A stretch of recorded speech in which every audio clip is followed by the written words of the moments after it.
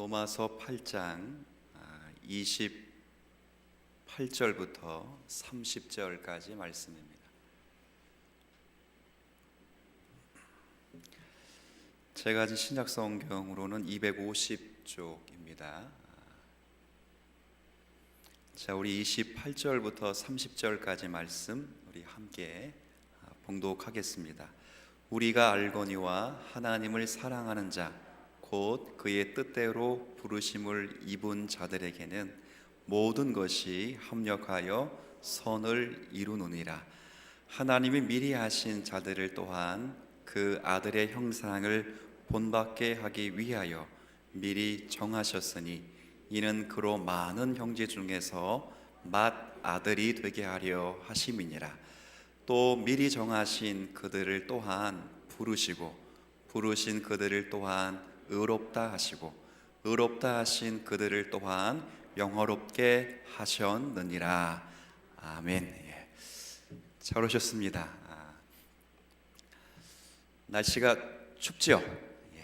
내일부터는 더 춥다고 하는데 그렇다고 새벽 예배 나오지 마세요 이렇게 광고하기도 어렵고, 그런데 건강 유의하셔서 기도하는 일, 예배하는 일 잘 감당했으면 좋겠고요. 특별히 오늘 함께 교회를 이루신 모든 우리 성도 여러분께는 하나님께서 은혜 주셔서 건강과 또 마음의 평안이 가득하시기를 주의 이름으로 축복드립니다. 자, 오늘 말씀을 우리는 지난주에 조금 준비를 했습니다. 어떻게 준비했냐면, 우리가 기도할 바를 알지 못할 때 성령께서는 우리의 기도를 도우신다 이렇게 말씀드렸습니다. 믿으십니까? 진짜 많이 느끼죠. 힘들고 어렵고 마음에 근심이 많을 때 성령께서 지금 나의 기도를 돕고 계신다는 것을 참 많이 느끼기도 합니다. 더욱이 삶의 다양한 고통들이 우리 가운데 생길 때, 그리고 더 이상 기도할 말이 생각나지도 않을 때조차도 성령께서는 우리를 위해 기도하시는데, 우리 지난주 말씀 여러분이 아신 대로 우리를 말할 수 없는 탄식을 가지고 기도한다 그랬어요. 근데 이 탄식이 한탄이 아닙니다. 애타는 마음으로 성도의 아픔에 함께하여 성령께서 우리를 대신하여 하나님께 기도하신다 이렇게 말씀을 드렸어요. 그러니까 여기서 성령의 탄식이라고 하는 것은 단순히 성령께서 아니면 하나님께서 우리를 도우신다, 결국 그런 의미가 없는 것은 아니라, 단순히 그런 의미로 남는 표현이 아니라 이것은 철저한 하나님의 의지적인 표현이라 이렇게 말씀을 드렸어요. 그러니까 하나님이 우리를 포기하실 수 없고 만드시는 그 과정에서 반드시 승리하도록 해야 하기 때문에 우리를 대신하여 기도하시고, 그리고 우리를 대신하여 탄식하시는 하나님이시다. 정말 멋진 하나님이시다. 성경은 우리에게 말씀해 주십니다. 그래서 오늘 본문에 이르게 되면 결국 이 결론을 이렇게 맺습니다. 하나님을 사랑하는 자 곧 그의 뜻대로 부르심을 입은 자들에게는 모든 것이 합력하여 선을 이룬다. 이게 오늘 결과로 답으로 주어집니다. 그래서 오늘은 모든 것이 합력하여 선을 이룬다 라고 하는 말 속에 담겨 있는 하나님의 의지가 어떤 것인가를 조금 살펴보려고 해요. 그러니까 모든 것이 합력하여 선을 이룬다라는 표현 속에는 일단 두 가지를 염두에 두면 좋겠어요. 먼저는 하나님의 강력하신 의지가 이 말씀에 표현되어 있다 이렇게 보시면 돼요. 그러니까 우리가 고백하는 것이 아니에요. 성령께서 이 말씀을 허락하시면서 모든 것이 합력하여 선을, 그러니까 내가 이루는 게 아니라 누가 이루시는 거예요. 지금 잘 보면 하나님이, 그러니까 하나님의 강력하신 의지의 선언이에요. 인간의 책임이라든가 인간의 노력을 장려하거나 우리들로 하여금 격려하기 위한 이런 2차적인 부수적인 목적이 있는 것이 아니라 합력하여 선을 이루시는 분이 누구시라, 그걸 강력하게 선언하고 있는 터라 그리스도 예수 안에서 구원받고 하나님의 자녀된 자가 하나님의 그리스도의 자녀로서 그리스도를 닮아 그리스도와 함께 영화롭게 되는 그날까지 하나님은 모든 것을 다 동원하여 우리에게 선을 만드신다. 강력한 의지의 선언이에요.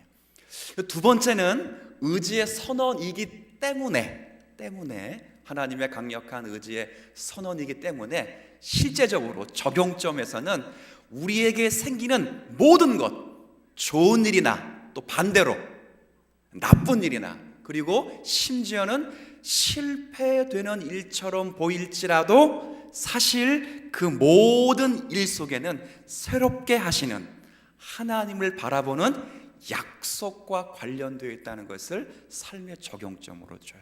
왜요? 첫 번째가 하나님의 강력한 뭐기 때문에, 의지이기 때문에, 하나님이 그렇게 하신다고 하셨기 때문에 이 모든 것에 해당하는 기쁜 일이나 혹은 슬픈 일 그리고 실패 같은 것들을 바라볼 때 완전히 새롭게 바라보게 하는 약속이 된다는 것, 오늘 본문이 그것과 관련해서 우리에게 말씀하고 있어요. 그러니까 모든 것이 내게, 한 번만 더 해볼게요. 내게 뭐가 된다고요? 선이 된다, 이거예요. 그러니까 하나님의 섭리에 대한 이해를 우리에게 좀 독려하고 격려하는 표현이 아닌가 싶습니다. 이 땅에 많은 사람들이 이 세상을 바라보면서 이 세상이 어떻게 굴러갈까로 연구를 했어요. 오랜 고대로부터. 여러분, 제가 한번 물어볼게요. 여러분, 이 세상이 어떻게 굴러가죠? 너무 엉뚱하게 너무 큰 질문을 해서 답은 뻔해요. 우린 딱 누구 핑계 대면 돼요. 누구 딱 대면 돼요. 얼마나 편합니까? 하나님, 예수님, 성령님 핑계 딱 대면 되는데, 그러니까 이 세상이 돌아가는 법칙을 연구했어요. 철학이 연구하고 그 철학의 결과물로 수학과 과학과 물리학이라는 세 가지 과목이 이걸 연구했어요. 근데 고대로부터 끝까지 지금까지 연구해서는 딱 두 가지밖에 없어요. 두 가지. 이 세상이 어떻게 굴러가는가 그럴 때 어떤 사람들은 생각할 때 모든 일들은 이미 정해져 있는 일들이 우리에게 일어나고 있는 것에 불과하다, 이렇게 첫 번째 정의했어요. 이것을 뭐라 부르냐면 운명론이라고 불러요. 대표적인 케이스가 우리나라에서도 사주팔자 아세요? 사주팔자를 딱 보려면 먼저 그 상대방이 우리에게 뭐부터 물어보죠? 혹시 아세요? 그렇죠. 생년, 월일, 연, 월, 그 다음 일, 그 다음에 놀랍게 어디까지 물어봐요? 10까지 물어봐요. 왜 물어봐요? 태양, 달, 행성, 요 질서와 자리와 관계들을 연구해서 이미 모든 운명은 정해졌기 때문에 그것을 잘 공부하고 연구하면 그 정해진 운명을 미리 안다고 해서 연, 월, 일시를 물어보는 거예요. 서양의 철학자가, 대표적인 철학자가 스토아 철학자가 여기에 해당돼요. 그러니까 우리가 사주팔자 보는 사람 보면 굉장히 공부도 못하고 신비적인 사람이라고 생각하는데, 서양 문물에서 스토아 학파는 굉장히 철학자 가운데 높은 이성을 갖고 있는 분들이에요. 그러니까 우주의 과학을 연구하는 데서 굉장한 분들인데, 근데 중심 내용은 우주의 모든 법칙이 이미 완성되어 있고 거기에 모든 우연조차도 완전히 이루어진 상태이기 때문에 모든 것은 그 운명대로 간다는 거예요. 이게 운명론자들이에요. 근데 반대로 이건 너무했다고 생각해서 반대로 생각하는 사람이 있어요. 이미 뭐라고 생각하는 사람이 있냐면, 그런 건 전혀 없다. 운명이 정해진 것은 전혀 없다. 이것은 미래는 무슨 일이 일어날 수를 알지? 그렇죠. 대부분 이제 여기에 속하는 분이 많은데 알 수 없다. 그래서 이거를 아까는 운명론이라고 그러는데 이것은 우연이라고 불러요. 우연. 그러니까 미래를 알 수 없다, 이렇게 이야기를 하는 거예요. 근데 분명한 것은 어떤 원인에 의해서 결과가 만들어지는 것은 분명한데, 이 우연이라고 하는 것은, 미래를 알 수 없다는 것은 그 원인이 분명하지는 않기 때문에 그래요. 제가 한번 이야기해 볼까요? 저는 어디서 왔을까요? 누구로부터 저는 어디서부터 왔을까요? 이게 너무 어려운 질문했네요. 괜히 하나님 이런 얘기하지 말고 그냥 저는 누구로부터 왔죠? 부모님. 그럼 저의 부모님은 누구로부터 왔습니까? 그래서 그럼 계속 할머니 쭉 어머니 올라가면 누구로부터 왔어요? 예, 하나님. 예, 맞습니다. 우리 입장이고 우리. 그러니까 답이 안 되니까 비슷한 종류를 찾은 게 뭐예요? 원숭이. 그래서 원숭이는 그러면 또 원숭이 올라. 원숭이 또 뭐로부터 왔어요? 하나님. 예. 그럼 우리 하나님 원숭이 만들고 우리 만들어. 그건 아니죠. 예, 그건 아니라는 거 말씀하신 것이고. 그래요. 그거 가보니까 설명이 안 되니까 단세포인 아메바래죠. 아메바. 그래서 아메바는 또 무엇으로부터 왔냐 막 물어보니까 이 최초의 답은 우연이다죠. 우연. 그러니까 미래의 일은 알 수 없다, 이렇게 하는. 그래서 이 세상이 움직이는 법칙에 대해서 큰 두 학계와 모든 흐름은 운명론에 의해서 이 세상은 움직이는 것과 미래는 알 수 없다고 하는 우연에 의해서 이루어지는 일들로 딱 규정돼요. 근데 오늘 읽은 성경의 말씀은 명쾌해요. 명쾌. 운명론도 아니고 우연, 미래를 알 수 없는 우연도 아니라 모든 것이 합력하여 선이 되도록 역사하시는 분이 누구셔요? 그렇죠. 하나님께서 이 역사와 세상을 주관하는 줄로 믿습니다. 그렇죠. 그래서 기쁨과 위로가 되는 거예요. 운명론처럼 정해져 있다고 하면 우리의 일은 의미가 없어 보여요. 실제로 그렇다고 정해져 있지 않다고, 반대로 않다고 하면 세상은 우연의 연속이라고도 말해도 사실은 가치가 없어요. 양극단에서 생각할 수 있는 것이 결코 아니에요. 성경은 분명하게 오늘 하나님의 의지와 하나님의 섭리에 대해서 모든 일들이 이루어지는데 아주 분명하게 모든 것은 뭐가 되도록 이루어진다고요? 선이 되도록. 선. 그렇죠. 목적을 가지고 이루어진다, 그거예요. 저는 이 하나님의 일하심이 우리에게 주는 위로가 참 크다고 생각됩니다. 보세요. 우리의 운명이 그냥 운명론자들이 말하는 것처럼 마냥 정해져 있다라고 한다면 사실 우리의 삶은 의미가 없어요. 왜 의미가 없겠어요? 우리가 백날 노력해도 정해진 대로밖에는 갈 수가 없기 때문에. 그렇죠. 아무리 노력한들 소용이 없어요. 반대로 우리의 운명이 운명론자처럼 되는 것이 아니라 우연의 연속이고 뭐 하나 확실한 것이 없다고 하면 그것만큼 불안한 것도 사실은 없어요. 굉장히 불안하죠.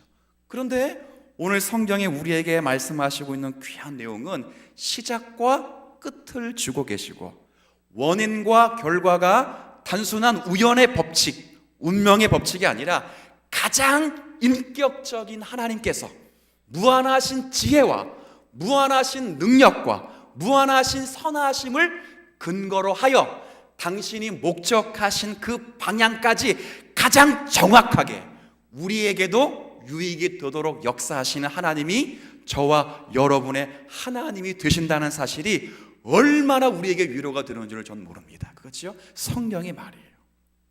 왜 위로가 되냐면 보세요. 이 하나님 때문에 어떠한 어려운 일을 만난다 할지라도 그것 때문에 결코 우리는 좌절할 수가 없어요. 왜요? 하나님이 목적하시는 자리에까지 우리를 이루어 가시는 과정이기 때문에. 과정. 여러분 그 옛날 찬양인지는 모르겠는데요. 그 복음성가 가운데 하나님은 실수하지 않으신다네, 요 찬양을 혹시 알고 계세요? 내가 걷는 이 길이 혹 굽어도는 수가 있어도, 그죠? 내 심장이 울렁이고 가슴 아파도 내 마음속으로 여전히 기뻐하는 까닭은 하나님은 실수하지 않으신다는 거예요. 그러니까 어떤 어려움을 만나면 운명론자들은 이건 운명이기 때문에 라는 것으로 끝나요. 우연인 자들은 이것이 왜 왔는지를 몰라요. 그런데 이것이 어떤 어려움을 만나게 되는 우리의 입장에서는 하나님께서 선을 만드시기 위한 필요한 과정이기 때문에 우리에게 허락하신 것으로 알고 거기에 대해서 인내하고 감사하고 기다릴 수가 있어요. 반대로 굉장히 좋은 일이 있어요. 근데 굉장히 좋은 일이 있다면 이것 또한 이것을 만드신 분은 동일하게 누구시겠어요? 그렇죠. 결코 교만하거나 자랑하지 않겠죠. 이것을 만드시고 섭리하신 분이 하나님이신 거로 당연히 거기에 겸손히 엎드려서 마치 사도 바울의 고백처럼 나의 나됨은 전부 하나님의 은혜라라고 고백할 수 있는 자리에 가요. 굉장히 큰 유익 가운데 하나는 또 하나는 이거예요. 미래에 관한 이야기. 미래. 아까 우연을 과장했던 그런 사람들은 이 모든 미래가 불확실하다고 됐는데 우리는 그렇지 않아요. 운명론처럼 어떻게 그냥 기계적인 논리에 의해서 결정되는 것은 아니지만 무한하신 지혜와 능력을 가지신 하나님께서 우리에게 반드시 가장 아름다운 것을 주시기에 우리 성경 말씀도 있잖아요. 착한 일을 시작하신 그분께서 그리스도의 날까지 이루실 줄을 우리가 확신하기 때문에 어떤 미래와 관계돼서 불안해하거나 좌절하거나 낙심할 것이 없어요. 이게 하나님의 섭리를 믿고 있는 성도의 고백이에요. 오늘 본문이 이 이야기를 하는 것입니다. 우리가 하나님의 자녀가 되었답니다. 그리스도 예수 안에서 하나님의 자녀가 되고 그 예수 안에서 하나님의 자녀된 자들이 예수를 닮도록 우리가 되었답니다. 그리고 실제 고난과 여러 삶을 통해서 예수 그리스도를 닮아가서 분명 예수 그리스도처럼 영화롭게 된답니다.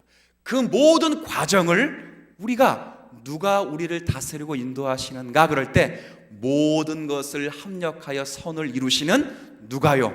하나님이 우리를 인도하신다고 한다면 여러분에게 만나는, 여러분들이 어려움 속에서 만나는 것들도 여러분에게 필요한 것이기 때문에 만나게 되는 것이다. 이것이 성경의 이야기예요.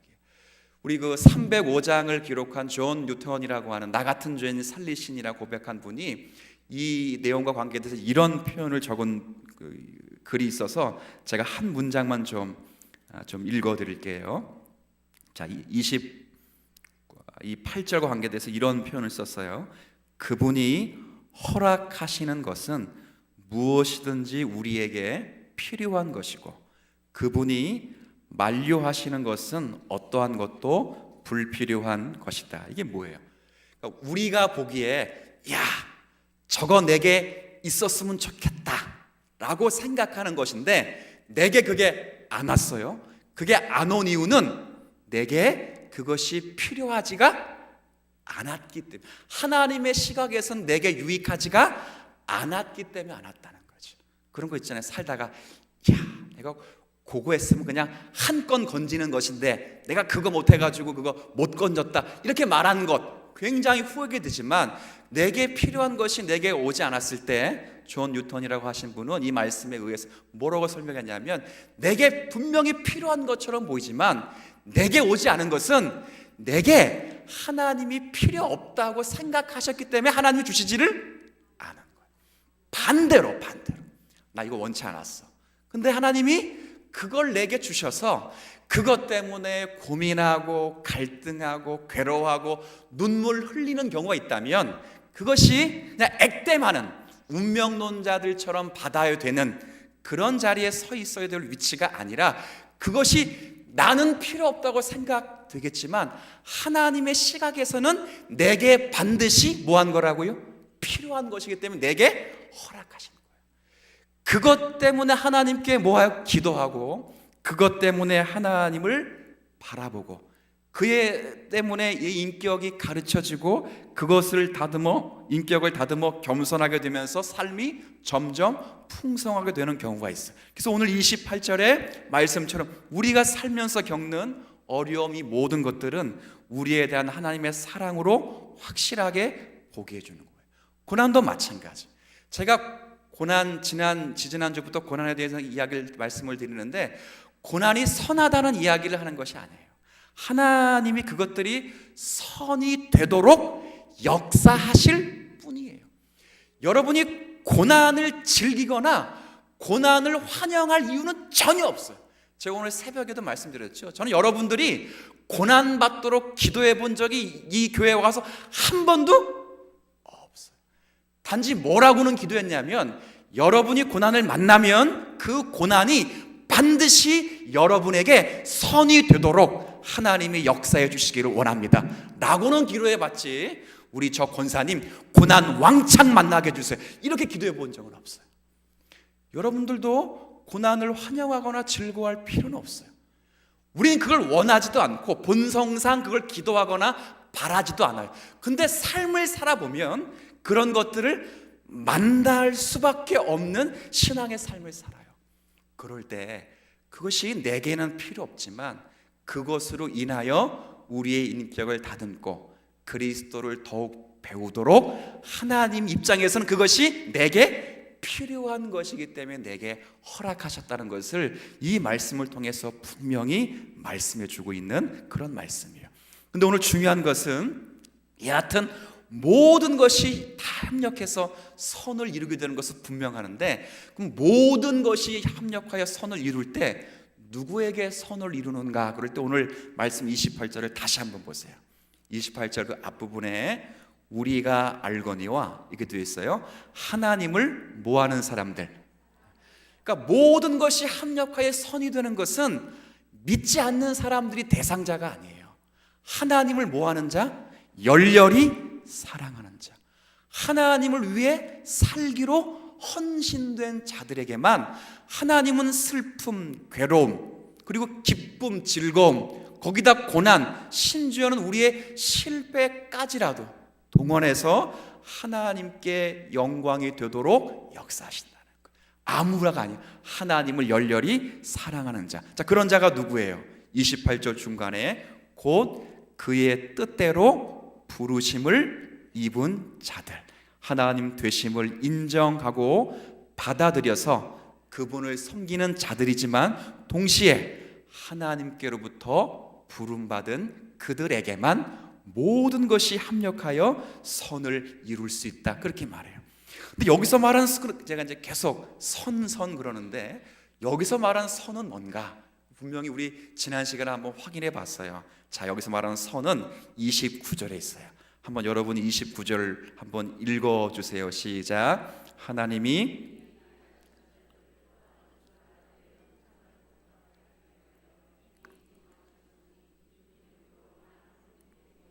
맏아들이 되게 하려 하심이니라. 자, 여기서 모든 것이 합력하여 선이 된다고 했는데 여기서 말하는 선이 뭘까요? 답은 29절에 있다 그랬어요. 예, 그렇죠. 미리 아시는 자들을 또한 그 아들의 형상을 어떻게 한다고요? 본받게. 하나님이 이루시고자 하시는 선은 하나님의 아들의 형상을 본받게 하기 위함이에요. 다른 거 아니에요. 물론 우리가 살면서 이 말씀을 부차적으로 적용할 수 있어요. 정말 교회가 추구하고 교회가 원하고 기도하는 것이 정말 응답으로 주어졌을 때 28절의 말씀을 인용할 수 있어요. 야, 합력하여 선이 이루어졌다, 그렇게 말할 수 있어요. 우리의 삶 속에서 여러분이 기도하고 간구하는 것들이 이루어질 때도 이 말씀을 인용할 수 있어요. 근데 정말 이 말씀의 근원적인 뜻은 다른 것에 있는 것이 아니라 여기서 선은 저와 여러분들이 예수 그리스도의 형상을 본받도록 하는 그 선함이에요. 선함. 그러니까 우리가 예수님처럼 사랑스러워지고 예수님처럼 존귀하게 되고 예수님처럼 참되게 되고 예수님처럼 지혜롭고 굳세고 예수님처럼 선하게 되도록 하나님이 모든 것을 합력하여 우리의 내면과 우리의 인격을 변화시키신다라고 하는 이 본문이에요. 하나님 정말 모든 상황을 사용하셔서 우리를 다듬습니다. 그리고 윤을 내시고 우리를 조각하시고 우리에게 부족한 부분을 떼어내셔서 매끄럽게 다듬어 가시는 하나님이시죠. 그러니까 단순히 겉모양만 이렇게 닮게 하시는 분이 아니라 우리의 속이 점점점 성화를 거쳐서 하나님의 사람으로 변화되도록 역사하시는 분이 하나님이에요.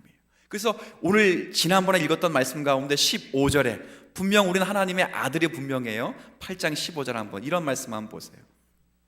자, 제가 좀 읽어드릴게요. 8장 15절에 너희는 다시 무서워하는 종의 영을 받지 아니하고 한번 15절 같이 있습니다. 양자의 영을 받았으므로 우리가 아빠 아버지라 부르셨다. 자, 그럼 하나님은 이제 우리의 뭐가 됐어요? 그럼 끝났잖아요. 근데 끝이 아니랍니다. 여기 16절에 보면 성령이 친히 우리의 영과 더불어 우리가 하나님의 자녀인 것을 증언하시나니 17절 함께 했습니다. 자녀임은 또한 상속자 곧 하나님의 상속자요 그리스도와 함께한 상속자니 우리가 그와 함께 영광을 받기 위하여 고난도 함께 받아야 한다. 그냥 자녀라고 끝을 내는 게 아니에요. 자녀이기 때문에 반드시 예수 그리스도가 누리는 그 기업을 함께 누려야 될 영예를 우리에게 허락하셨어요. 그걸 만드시겠다는 거예요. 그걸 만들어서 모든 것을 동원하서라도, 오늘 17절에 읽은 말씀처럼 보면 고난을 동원해서라도 예수 그리스도의 형상으로 우리를 빚어가시는 하나님의 강력한 의지가 오늘 28절의 말씀에 우리에게 허락된 그런 표현이에요. 어떻게 빚어가시는가는 30절에 잘 나와 있어요. 몇 가지 동사가 나와 있는데 첫 번째 동사는 이렇게 되어 있어요. 미리 정하셨다. 이거를 예정이라고 해요. 미리 정하셨다. 그러니까 우리가 선택하거나 하나님을 받아들인 것이 아니라 하나님이 우리를 미리 선택하시고 예정하시고, 그 다음 잘 보세요. 그들을 또한 부르셨다. 이 부르셨다는 것을 소명이라고 해요. 근데 아무나 부르지 않아요. 불러놓고 불합격되면 버리시기 위해서 부르신 것이 아니에요. 어떤 자들을 부르냐면 정해놓은 사람을 불러요. 그렇죠. 정해놓은 사람을 부르기 때문에 하나님의 부르시면 불러놓고 마음에 안 들면 돌려보내기 위해서 부르심이 결코 아니에요. 만드시기 위한 부르심이에요. 정하시고 부르셨어요.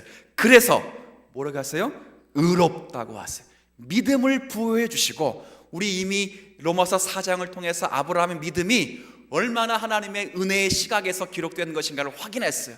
정말 믿음 없는 아브라함에게 믿음이라고 하는 한 건덕지를 주셔서 그 믿음을 고백할 때 그에게 의롭다고 칭하신 것처럼 우리도 마찬가지, 저와 여러분을 정하시고 정한 때가 돼서 그리스도의 복음으로 부르신 다음에 그 복음을 마치 연약하게 믿어볼래라고 말할지라도 그 믿음을 어렵다고 인정하신 다음에 그 다음 보세요.